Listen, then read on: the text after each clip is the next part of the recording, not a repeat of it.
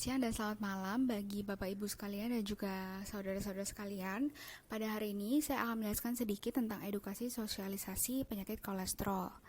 Nah, pertama kita akan membahas apa sih sebenarnya itu kolesterol. Kolesterol ini merupakan zat yang diproduksi secara alami oleh tubuh kita, khususnya di organ hati, tetapi juga bisa ditemukan dalam makanan, lalu juga produk-produk hewan seperti daging sapi, lalu juga susu. Kolesterol ini sebenarnya diperlukan untuk tubuh untuk membentuk sel-sel sehat ataupun organ-organ di dalam tubuh kita. Kolesterol ini juga punya peran penting, yaitu dia memproduksi sejumlah hormon dan menghasilkan beberapa vitamin seperti vitamin D. Tetapi walaupun penting bagi tubuh, tapi kolesterol ini bisa mengganggu kesehatan jika kadarnya terlalu tinggi.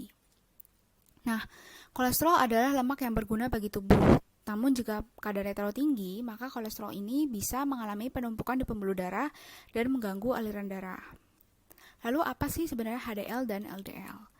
HDL itu adalah singkatan dari High Density Lipoprotein. HDL ini punya fungsi untuk mengembalikan kolesterol berlebih ke dalam hati. Dari sana, dari hati akan dikeluarkan dari tubuh dalam bentuk feses ataupun kotoran. HDL ini sering disebut dengan kolesterol baik, sedangkan saudaranya yaitu LDL punya singkatan dari Low Density Lipoprotein, di mana LDL ini berfungsi membawa kolesterol ke seluruh tubuh melalui pembuluh darah arteri. Apabila kadarnya terlalu tinggi, maka LDL ini bisa mengalami penumpukan di pembuluh darah arteri. Jika jumlah kolesterol ini melebihi kebutuhan, maka dari penumpukan ini bisa menyebabkan berbagai macam penyakit. LDL juga sering disebut dengan kolesterol jahat. Gimana sih sebenarnya cara mengecek kolesterol? Nah, cara mengecek kolesterol ini bisa menggunakan tes darah.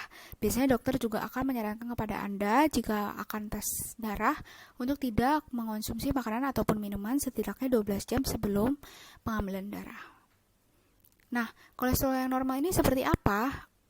Kolesterol normal ini seperti LDL kurang dari 100 mg per dl, HDL-nya lebih dari 60 mg per dl, trigliseridanya kurang dari 150, dan kolesterol totalnya kurang dari 200. Nah, ini saya juga lampirkan terhadap profil-profil kolesterol total, di mana kalau misalnya kurang dari 170 maka kolesterol Anda masih normal. Tapi kalau sudah 170 sampai 199 maka Anda juga harus sudah waspada, dan kalau sudah lebih dari 200 maka ini sudah kategori tinggi. Maka Anda juga butuh pendekatan-pendekatan lain. Kapan sih saya perlu mengecek kolesterol? Jika Anda mengalami gejala seperti kelebihan berat badan, tekanan darah yang tinggi, lalu Anda juga mengidap diabetes, lalu juga Anda memiliki penyakit lain seperti penyakit-penyakit yang meningkatkan kolesterol, maka ini penting sekali untuk mengecek kolesterol Anda. Jika Anda punya keluarga yang sekiranya punya riwayat kolesterol juga sangat penting nih untuk diperhatikan. Lalu penyakit jantung koroner, stroke ringan, dan juga penyakit arteri perifer. Nah, penyakit-penyakit berikut ini adalah penyakit-penyakit yang memungkinkan kolesterol Anda menjadi tinggi, sehingga kalau Anda sekiranya punya penyakit ini, maka Anda harus perhatikan kolesterol Anda. Apa saja sebenarnya faktor resiko dari kolesterol tinggi? Nah, faktor resikonya itu seperti saya yang sudah bilang tadi, bahwa jika seseorang mengidap penyakit seperti hipertensi, diabetes, lalu ada keluarga yang sekiranya punya penyakit jantung dan stroke, maka ini penting sekali untuk Anda memperhatikan kondisi kolesterol Anda dan kondisi kolesterol total, HDL, LDL, dan juga trigliserida. Nah, ini saya juga melampirkan sedikit fakta menarik bahwa di kondisi genetik atau kondisi yang dimana keluarga ataupun turunan ya, itu pernah disebut dengan hiperkolesterolemia, di mana pada saat kondisi ini, maka sekiranya Anda sudah punya pola hidup yang baik, lalu juga aktivitas cukup, dalam artian Anda berolahraga, lalu Anda tidak merokok, Anda juga tidak konsumsi alkohol, maka bisa aja kolesterol Anda tetap tinggi. Maka dari itu, dari tadi juga saya udah bilang bahwa ketika Anda punya kemungkinan genetik atau turunan kolesterol, maka penting untuk perhatikan kolesterol Anda.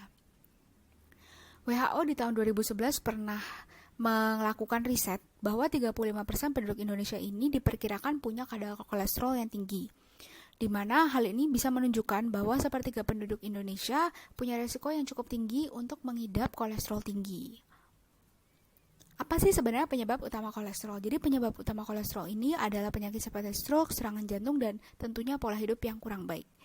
Pola hidup yang tidak baik itu dalam kategori mungkin Anda merokok atau minum alkohol, lalu kurang olahraga, dan juga pola makan yang kurang baik, seperti makan makanan berkolesterol tinggi atau berkolesterol jahat. Nah, ini nih salah satu penyebab yang sangat-sangat menjadi penyebab utama juga untuk orang-orang yang memiliki kolesterol tinggi.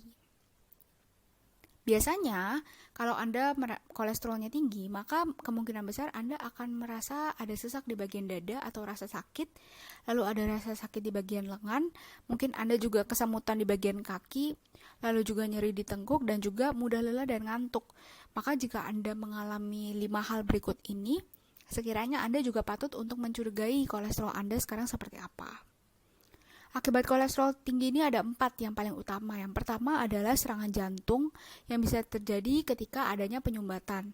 Lalu ada penyumbatan dapat terjadi di pembuluh arteri jantung sehingga otot jantung kurang mendapat nutrisi.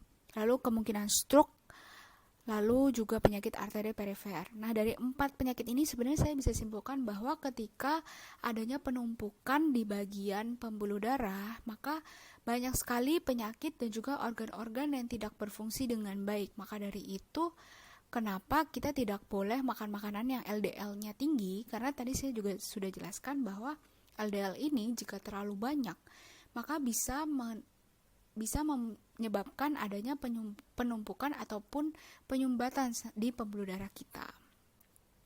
Nah, bagaimana sih sebenarnya pencegahan kolesterol tinggi? Nah, ini saya akan jelaskan dari cara pola makan.